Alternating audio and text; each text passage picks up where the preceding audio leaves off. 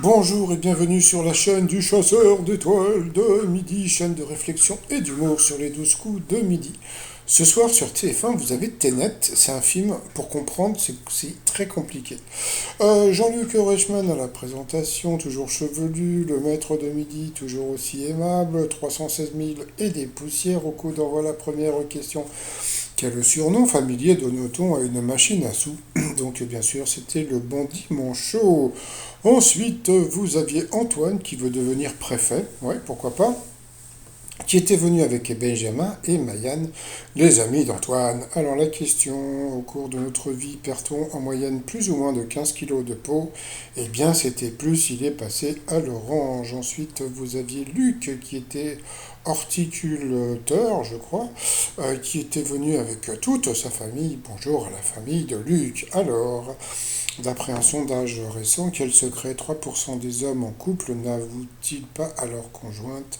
C'était l'envie d'avoir un autre bébé. Après, vous, oh là là, elle était là, donc elle était d'abord très sympathique. C'était Virginie, qui était venue avec Lenny et Lucie, le neveu et la sœur de Virginie, qui était très mignonne. Donc, bon, elle nous a dit qu'elle voulait chanter, donc voilà, Jean-Luc Reichmann l'a fait chanter, et c'est vrai qu'elle chantait très très faux, mais au moins elle a chanté. Alors, sa question. En les présentant, qui a un jour appelé les To Be Tree les Dub 3, donc c'était Jacques Chirac pour le maître de midi. De quelle couleur sont les rayures de la célèbre salopette de Coluche? Donc bien sûr, c'est encore des questions de son âge. C'était en bleu et blanc. Ensuite, qui a ouvert la toute première baraque à frites en Belgique? Donc il a dit un Français. Eh bien c'était un Allemand. Alors grâce à cette question, on a appris plein de trucs. Alors, petit 1, ça c'est le... Bah non, j'en parlerai dans une vidéo parce que franchement, j'ai trouvé ça très rigolo et c'est à savoir. Donc sur cette question, il est passé au rouge. Qui dit rouge dit duel. Il a pris Luc en duel qui a fait un cadeau à Jean-Luc Reichmann. Alors je sais plus comment ça s'appelle, ces fleurs, ces plantes, là j'en ai plein partout chez moi. C'est génial parce que ça fane jamais, presque jamais. Donc voilà, donc il a pris Luc en duel. Quelle œuvre a pour titre Renault marche à l'ombre? Donc vous aviez film, disque, jeux vidéo ou BD. Donc bon, bah c'est franchement, c'était vraiment pas évident. Ça aurait pu être tout. Et puis en fin de compte, c'était un jeu vidéo. Donc là, franchement, c'était une question trop dure pour Luc qui n'a pas trouvé la question. Donc ils ont posé la question à tout le monde, sauf au maître de midi, comme d'habitude. Donc voilà, donc bye bye à Luc. Donc ensuite, Antoine, Stéphane et Virginie se sont retrouvés coup par coup. Alors, quel prénom s'écrit de la même façon qu'un vêtement, un accessoire vestimentaire?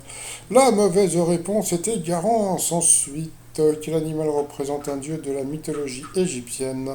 La mauvaise réponse était la peinture. Et donc voilà, donc sur cette question, eh bien il est passé au rouge. Qui dit rouge dit duel. Il a pris la jolie Virginie en duel qui est tombée sur une question qui n'était pas évidente. Qui a gagné un championnat de France du 1000 mètres en course à pied? Donc là aussi, ils ont posé la question à tout le monde, sauf au maître de midi, bien sûr. Donc, et il y avait le petit, je crois que c'était Aaron qui a donné la réponse. Il a dit, moi, je dis, c'est Didier Deschamps. Donc, bon, Antoine avait dit Marie-Josée Pérec.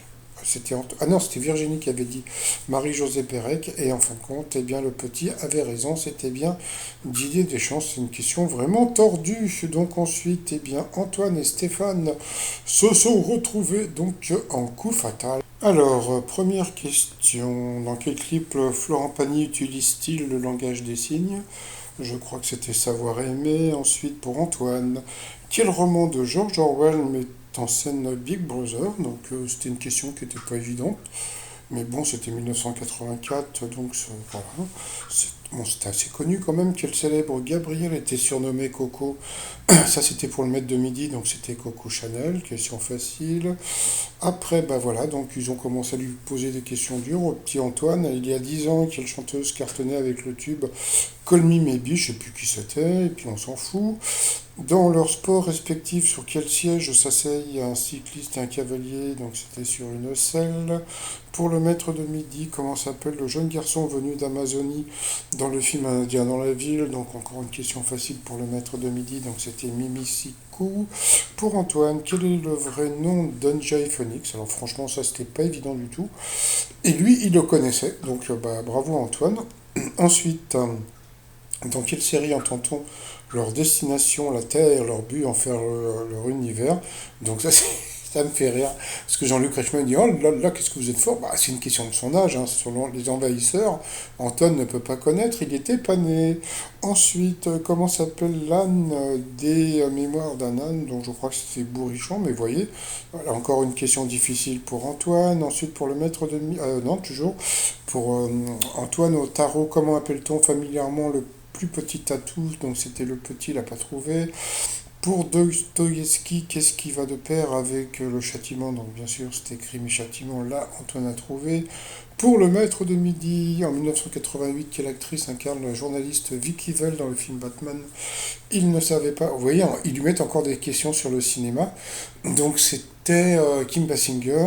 Ensuite, qu'est-ce que c'était? Ah oui, donc dans Viennoiserie Dorothée, donc c'était genre pas de pitié pour les croissants. Et puis alors après, alors donc d'un côté vous aviez 21 secondes, qui restait 21 secondes pour Antoine et 25 secondes pour le maître de midi. Donc à ce moment-là, ils ont envoyé la pub, gna gna gna, en disant oh là là, le suspense, etc., etc. Et au retour, donc c'était une question pour Antoine, qu'on rigole un petit peu. Et donc, bon, bah, comme vous pouvez voir, il restait 20 secondes à Antoine et 25 au maître de midi. Quelle égérie d'Yves Saint-Laurent était surnommée la princesse Pearl? Bah, je ne me rappelle plus, mais bon, de toute façon, c'était une question qui était super dure, parce que bon, bah, qu'Antoine ne pouvait pas connaître. Ensuite, dans quel pays se trouve la Vénétie? Là, il aurait pu trouver, c'était l'Italie, donc il ne l'a pas trouvé. À quel art le festival de Locarno est-il dédié depuis 1946? Là encore, c'était une question difficile pour Antoine, c'était le cinéma. Ensuite, comment appelle-t-on le mâle de l'abeille? Alors que bon, vous avez Maya l'abeille, donc ça va être Maillot, Maillot, le Maillot, labo. Donc voilà, donc il n'a pas eu le temps de répondre. Donc bon, bah, comme vous pouvez voir, au retour de pub, le maître de midi n'a répondu à aucune question.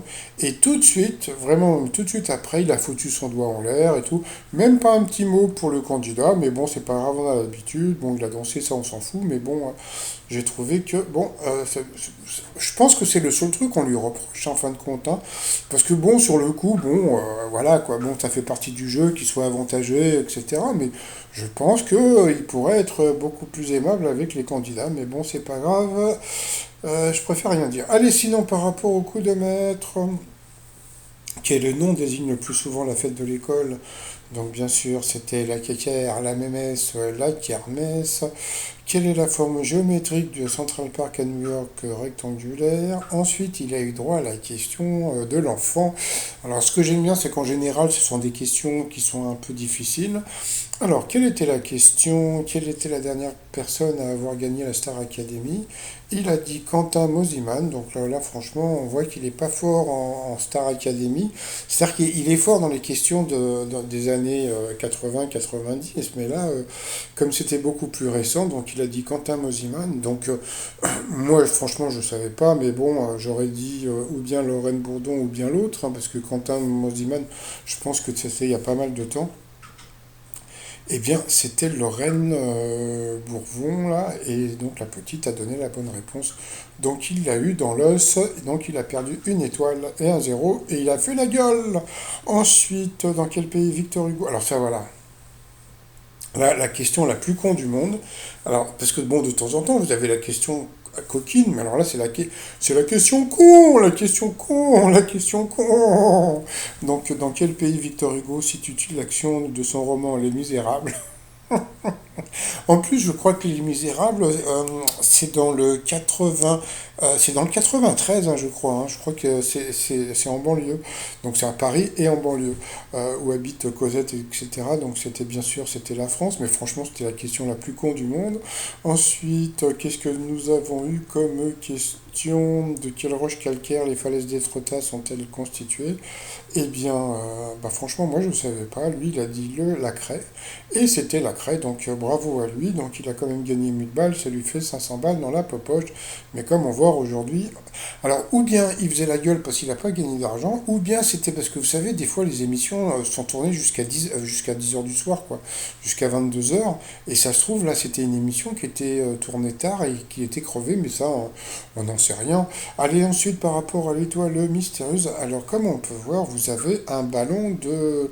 Alors, regardez, en haut, j'en avais parlé déjà depuis plusieurs jours. En haut, on peut voir des chaussures de danse, vous voyez, donc voilà. Donc ça, j'en avais parlé déjà dans les vidéos. Et en bas, on peut voir un ballon de rugby, quoi, voilà, un ballon voilà. Et donc, par rapport à ça, alors, les chaussures de danse, bon, comme je vous l'avais dit, Camille Lacour avait fait Danse avec les stars. Et vous allez me dire, mais le rugby, quel rapport avec le rugby? Eh bien, Camille Lacour avait participé aux Dieux du Stade. Ah, bah ouais, sauf que bon, les Dieux du Stade, mais bon, il avait fait des photos, mais je crois qu'il y avait aussi un album spécialisé dans les Dieux du Bassin, je crois que ça s'appelait, mais il a fait aussi les Dieux du Stade, où il a posé un peu nu. Bon, j'ai mis la photo un peu moins dénudée quand même, bon. Donc c'est toujours Camille Lacour, donc vous voyez, donc j'avais mis les chaussons de danse en haut. Bon, là, elles sont jaunes sur l'étoile mystérieuse, là je les avais mis en noir. Il faudra que je change un petit peu, donc comme je vous ai dit, donc l'étoile sera trouvée le 15 novembre, donc dans 9 jours, par Stéphane. T-shirt du jour, tiens j'ai retrouvé ça, ça m'a fait rire. C'est légaliser le hachis. C'est le hachis parmentier, hein, donc voilà, sur le site 3millions.com. Sinon, bah, il a gagné 1000 balles, hein, donc 317 352. Il est content. Non, c'est pas vrai, il est pas content. Il fait la gueule, il fait la gueule. Allez, je vous souhaite une bonne journée et je vous dis à demain. Portez-vous bien et surtout portez-vous. Bye bye.